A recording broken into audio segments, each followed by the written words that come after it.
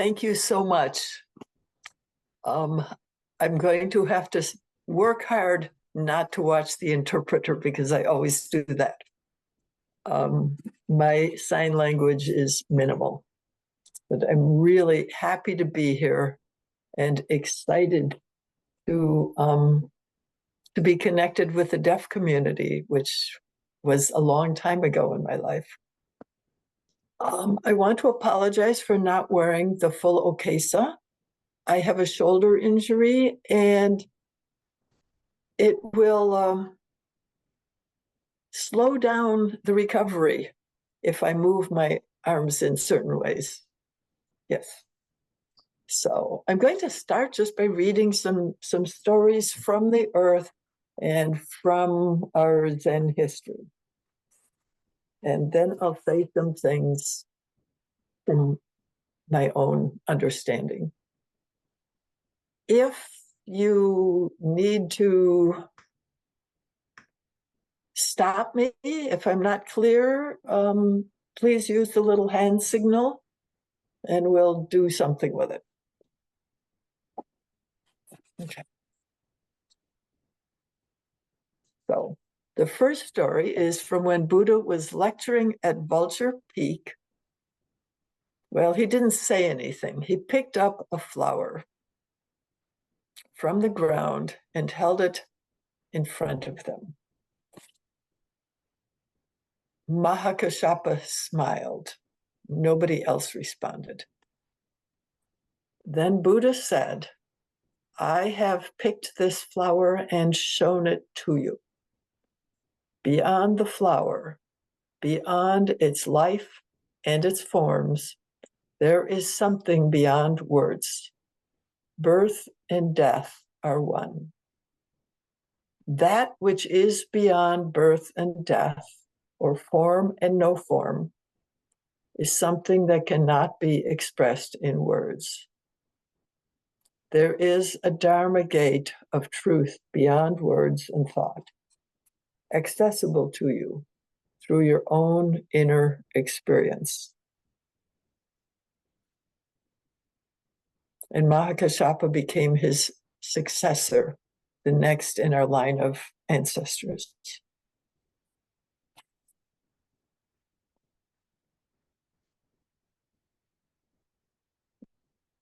So much later, in China, there was a man who called himself Layman Dongpo.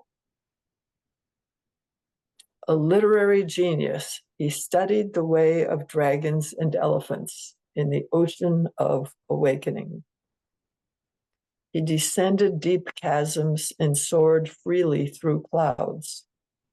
One night, when Dongpo visited Mount Lu, he was enlightened upon hearing the sound of the valley stream.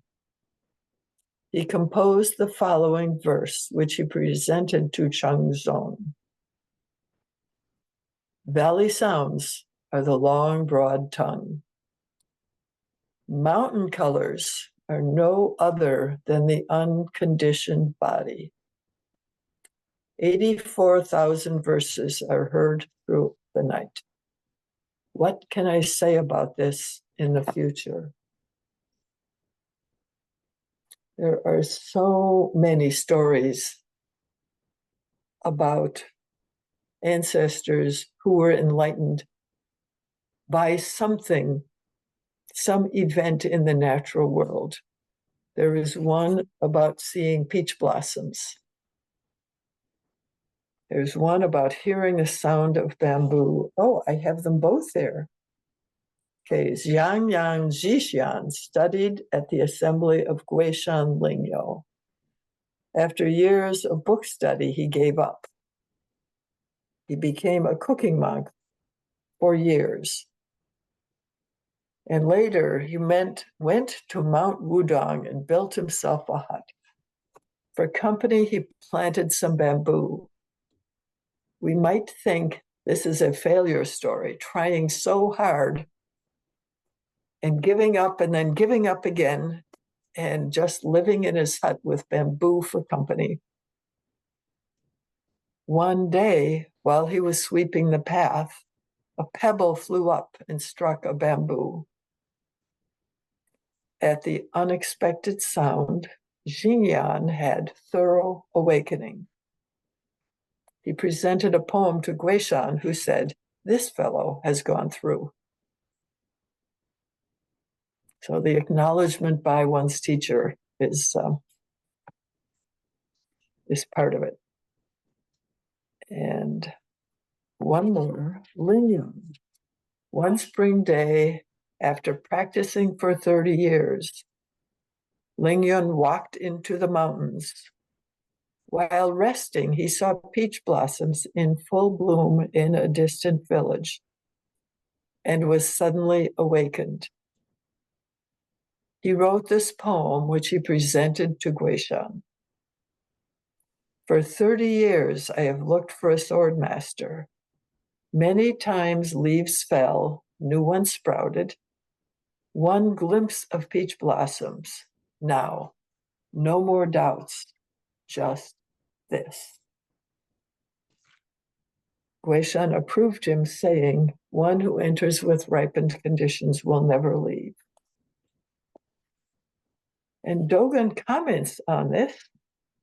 Who does not enter with ripened causes? Who enters and then goes away? This awakening is not limited to Lingyun. If mountain colors were not the unconditioned body, how could this awakening have occurred? So Dogen is starting to make the connection. Those mountain colors and those peach blossoms are actually the body, the whole self, the unconditioned body, whereas here is a temporary and conditional body. There's that other thing, which we call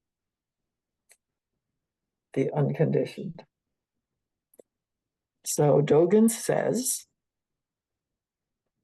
know that without mountain colors and valley sounds, Shakyamuni Buddha's taking up the flower and Huika's attaining the marrow would not have taken place. Because of the power of valley sounds and mountain colors, the Buddha, with the great earth and sentient beings, simultaneously attains the way.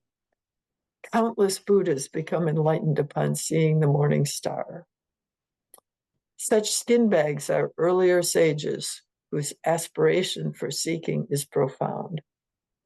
People today should be inspired by predecessors like these. Authentic study, free of concern for fame and gain, should be based on such aspiration.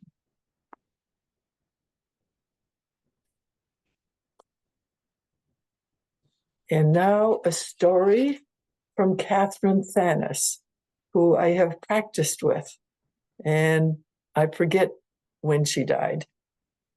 But she said this, the other day, as I was feeling not good about myself while coming to the Zendo, I caught a glimpse of the tree outside the front door, and I felt something from the tree. I looked away and then looked back. I felt so much love, so much compassion, so much understanding emanating from the life of this tree. I thought, what is going on?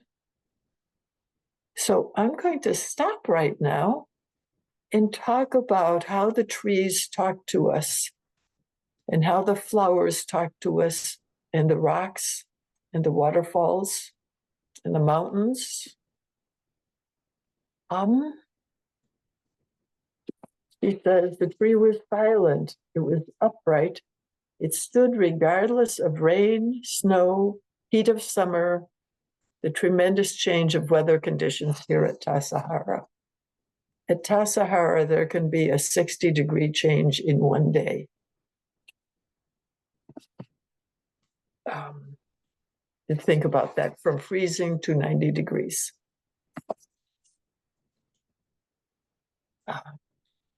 The tree was uncomplaining. It was just there. It supported this Zendo. It supported our life together and it supported me. I felt so much support and compassion from its willingness to endure, to be its life. Oh, I thought, it's okay to be me. It's okay to be all the seasons of my life. Catherine Thanis was a great teacher, and yet she had a day when she was not feeling good about herself. I take comfort in that.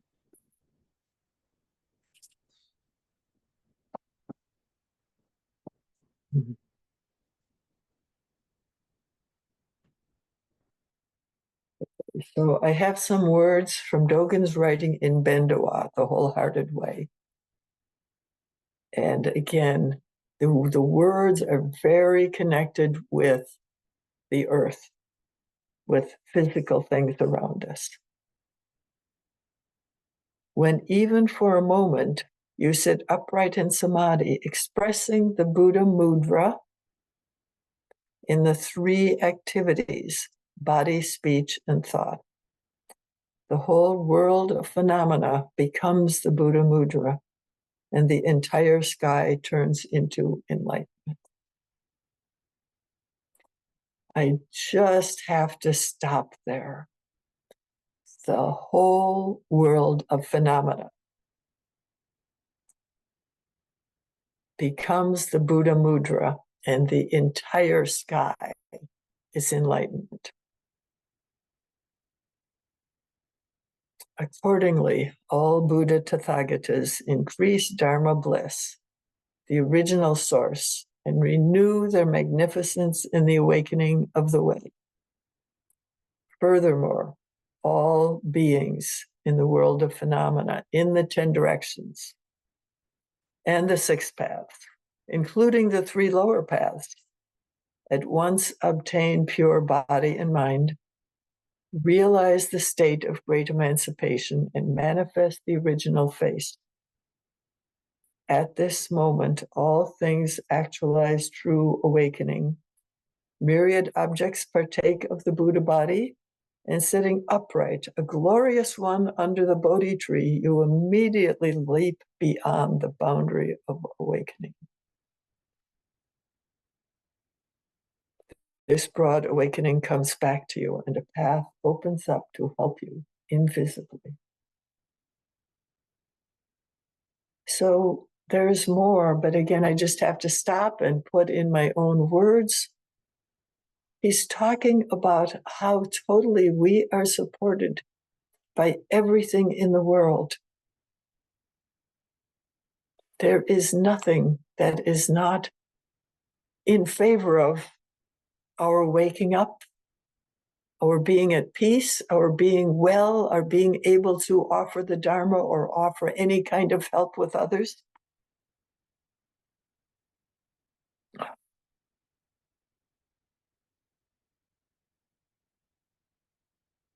Because earth, grass, trees, walls, tiles, and pebbles in the world of phenomena, in the 10 directions, all engage in Buddha activity. Those who receive the benefits of the wind and water are inconceivably helped by the Buddha's transformation, splendid and unthinkable, and intimately manifest enlightenment. Grasses, trees, and lands that are embraced by this way of transformation together radiate a great light and endlessly expound the inconceivable, profound Dharma. Grass, trees, and walls bring forth the teaching to all beings, including common people and sages.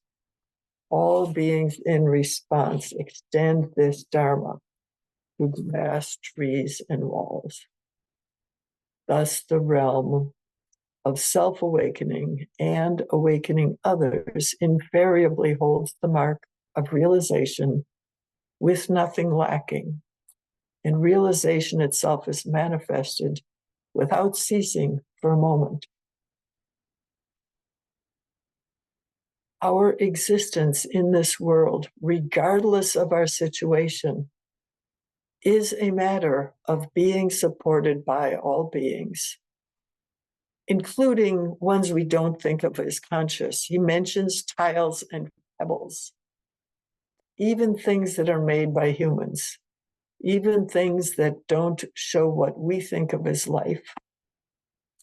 In accord with modern science, it's like matter is energy, matter is consciousness. There's a whole realm of discussion of what that means. Matter is consciousness. For me, I'm not very interested in intellectually understanding it. I'm interested in experiencing it, and I do experience it.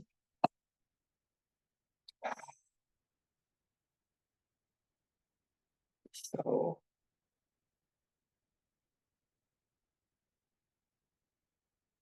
now I have a list that I have to pick from. Does anyone, before I do that, does anyone have a question? All I did was read things.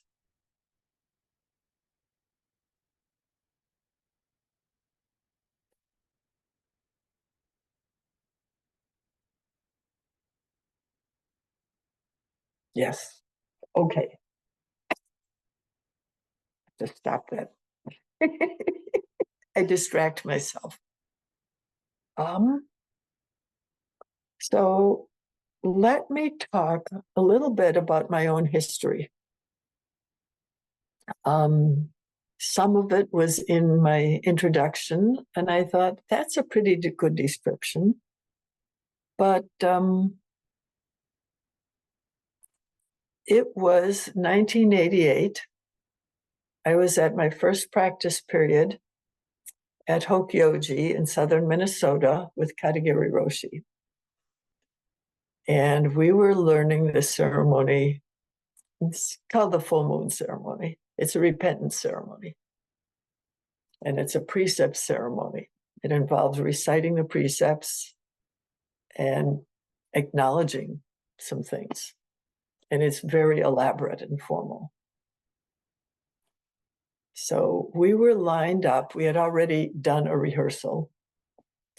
We were lined up outside the front door of the Zendo, going in one by one. And there was an incense burner at the door, and people would incense their robes, or those of us who didn't have robes would incense our sleeves to purify them before we entered the hall. And I was just standing in line, waiting while the people ahead of me were going in. It was August or September, and fall colors were just starting on the hill that I was looking at.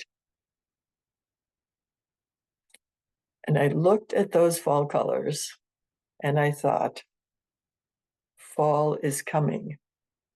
And a voice said in my head, springtime will never be the same.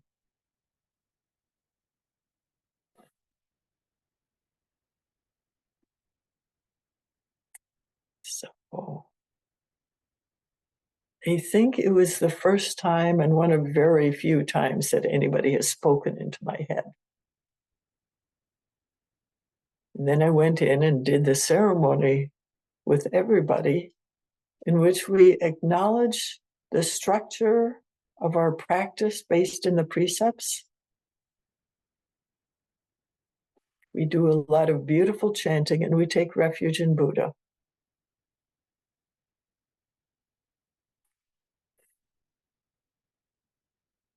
And then I went back. We continued the practice period, and then I went on with my life.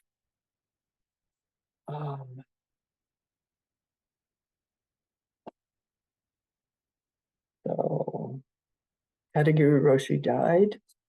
I wound up in San Francisco at Green Gulch Farm with Rev Anderson, and I was there for several years. And then I was not sure what I was doing. I paid a visit to Okumura Roshi at Sanshin Zen Community.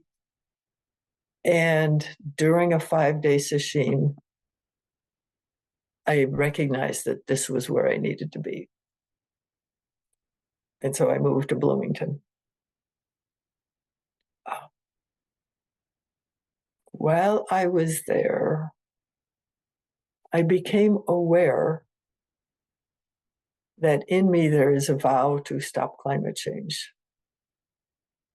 It's not like I ever took the vow, I just noticed it. And there are some stories about that. And I got very depressed.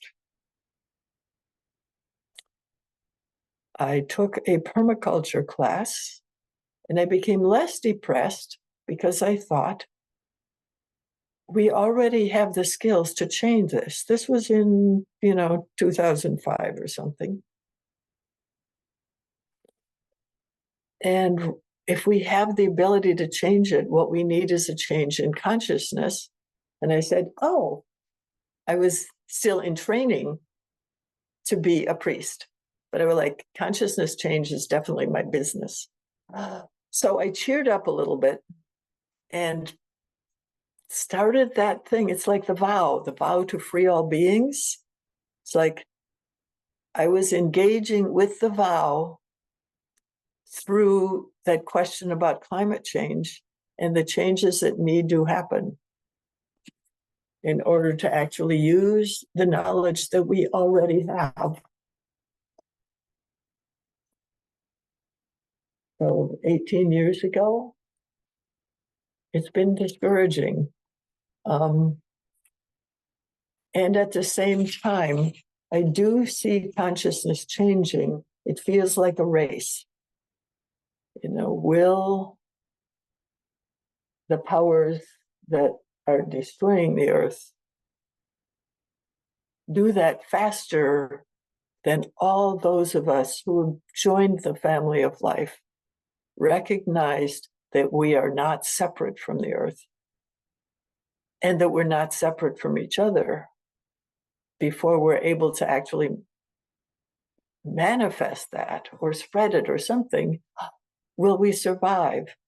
I don't have any reason to say that we will, but something in me thinks we will. So I just go on as if we will, and also as if it matters what I do. It's like we all and our karma are creating the future. We create our personal future.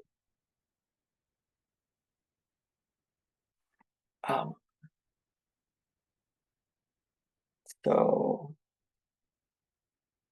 during, the past 20 years, I've taken 3 long walks. One of them was from Boston to New York in 2004 during election season. And I had been a volunteer in that election. And I had begun practice with Okumura Roshi. And I was just trying to come to terms with how difficult the world was. And what does my practice have to say with this? What is there? And so I went to sit sesshin, basically, just to sit in a public space outside of the Democratic National Convention and then the Republican National Convention. And to get from one to the other, I joined a walk that was run by a group of anarchists, and we walked for about a month. And we got to New York City and we dispersed, and I found a place and sat down with a few people and asking that same question. Okay, how do we cope with the world being the way it is? And I went back to Bloomington. A couple years later, I left Bloomington to take a walk with Claude Anshin Thomas, who is a Zen person. I was looking for something different from the experience that I'd had the first time. What I learned the first time is that when you're walking with a group for a month, you can drop a conversation in mid-sentence because you will be able to pick it up again.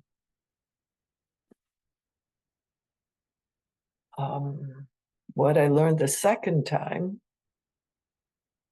well, I learned all kinds of things about immigration and the border, Mexico and the United States and the history of that place. And I saw people working very hard for freedom.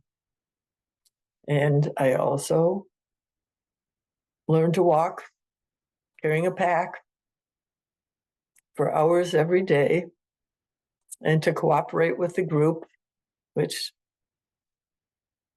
didn't always do what I wanted.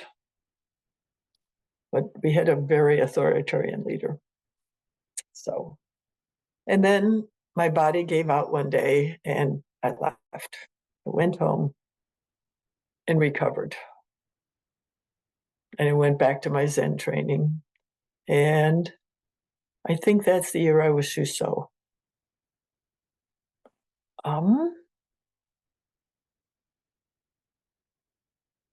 So my commitment while I was in training was that the temple practice came first. And other kinds of activism were in my spare time. So there were a lot of great things happening in Bloomington that I never went to. And I was a little antsy. So in 2011, when my official training time was done and I was ready to leave and go do my 2 training periods, the first thing I did was go to the White House and join the public protests about the KXL pipeline, which was not so well known then, and that's how it became well known, was being made visible. And then I went to Tassajara.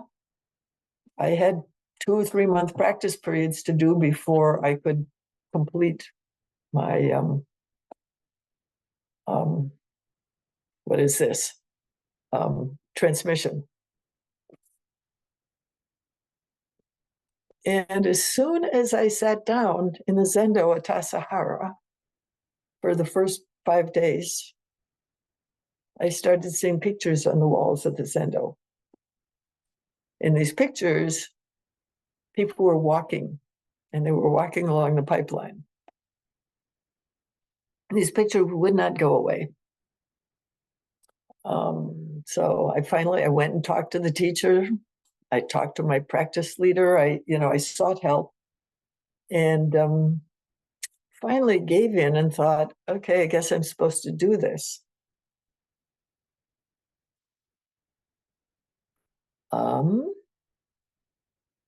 And I was at Tassajara. They almost don't have a phone. They barely have a phone. So it was like a lot of thinking quietly and just trying to sort it out, but I couldn't do anything. So when I did 2 practice periods, during one of those, my mother died, and I spent a month visiting her, which is a little off topic, but it's what happened. And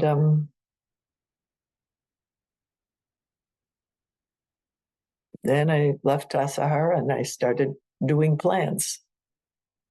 And I also sold my okesa, sold 2 okesas and this rakusu, and got ready for Dharma transmission, received transmission, visited Japan, visited these. If you ever get to go to the temples in Japan, do it.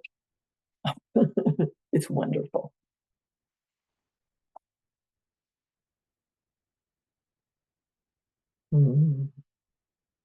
Okay. So then we have times that I got stopped. So I did the walk. I do not know how to talk about the walk. I've never figured out how to talk about it. except that that's the place where I was more intimately engaged with the earth than any other time I can think of. Eastern Montana is considered not very exciting. Western Montana has mountains and forests and all that stuff. So we were walking through Eastern Montana and parts of Canada and other places. And as I walked several hours every day, not too strenuous, I became aware of the support of the world around me. I would put my foot on the road and I would feel the road rising up to hold me up. And I would put my next foot on the road and I would feel that again. There were little grasses and weeds and plants by the side of the road, and they were more beautiful than you could ever imagine. And there were difficulties with the people. So it goes. In that place, I learned to just love the earth itself, regardless of its official beautiful character. Beautiful or not, it was kind of alive.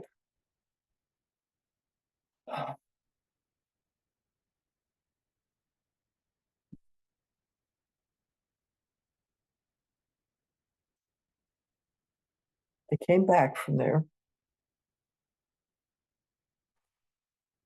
I did what I had always said I thought I would do. I bought a piece of land, which was assisted by my parents dying and leaving me money.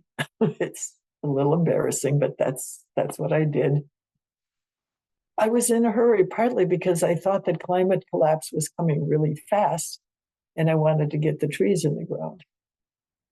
So it didn't come that fast, although it's very visible now. And my trees kept dying. So I was making my peace with this place on the earth. And once somebody bought the land next to me and applied for a building permit. And I considered that part of my land. It was wild land, and it was where I would walk. So when they bought it, I didn't walk there anymore, but it was a buffer zone. And then there was this building permit question. I was at that time doing a 5-day retreat every month, because that's my teacher's tradition, and I love it. And at the end of one of those, I went walking in the woods, and I walked all around the hills that felt threatened to me. And I asked them to protect themselves. You know, I think I was sincere, and that what I asked was that they would protect themselves and not that they would do something that I wanted. Of course, I wanted it. And I felt them responding. I don't remember any words. I remember a feeling in my body that was like they were saying, yes, we will, we will, we will. And I was at peace after that.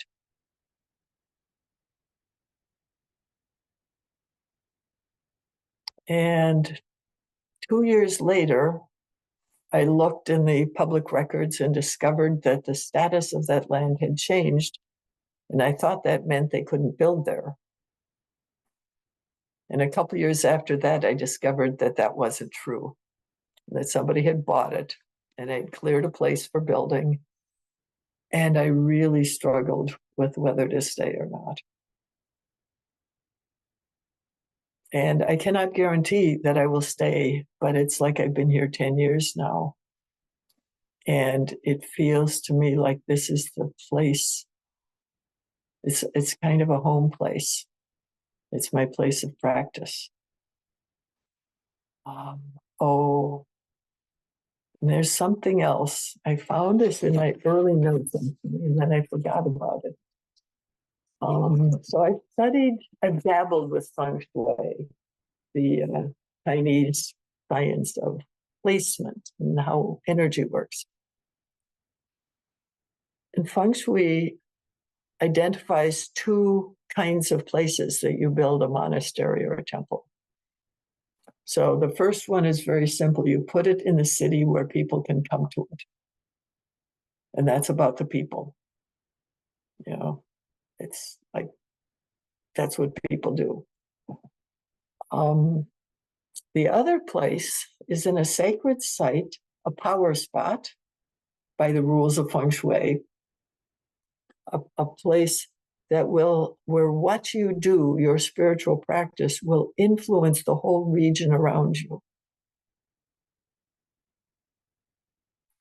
And I thought about this some, especially in my first few years here, the power of the land.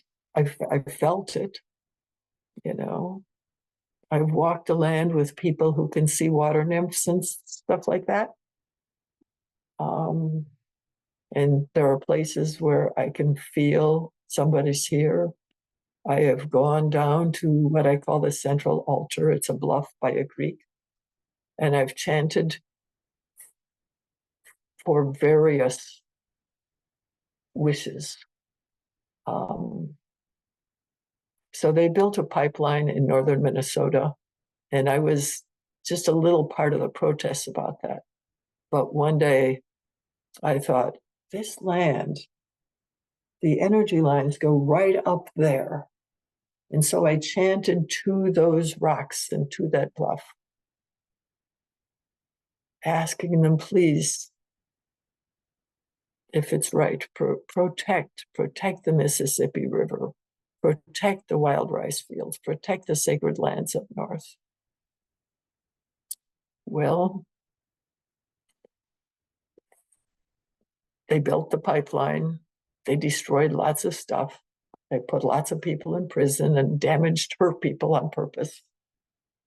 And so this is like, there's this, oh, ouch, ouch, ouch. And still,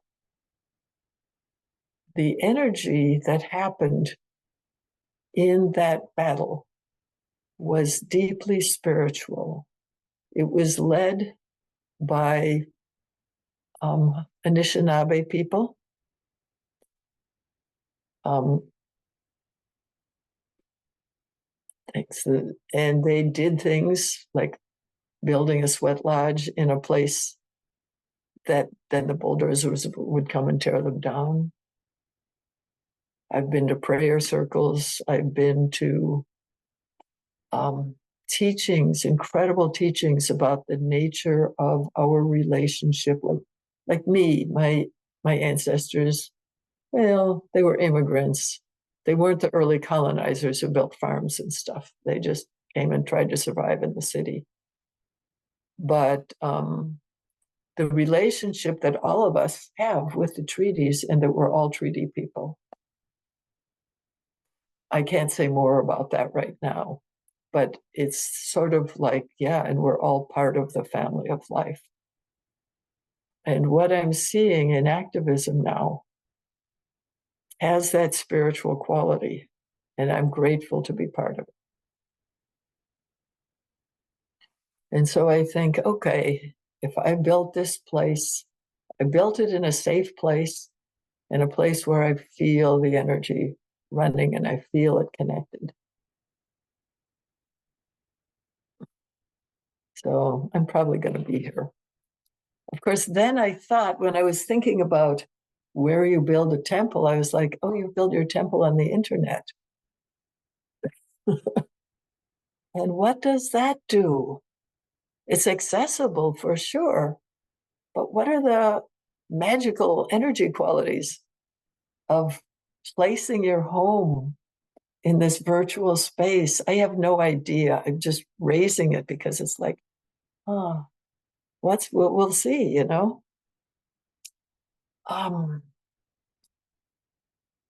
Oh, so earth, grass, trees, walls, tiles, and pebbles all emit a bright and shining light and preach the profound and incomprehensible Dharma.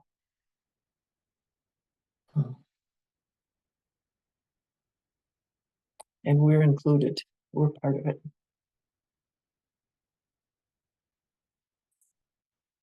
I think that's what I needed to say this morning.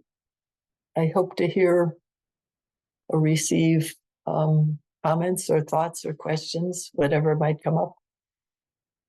And thank you so much.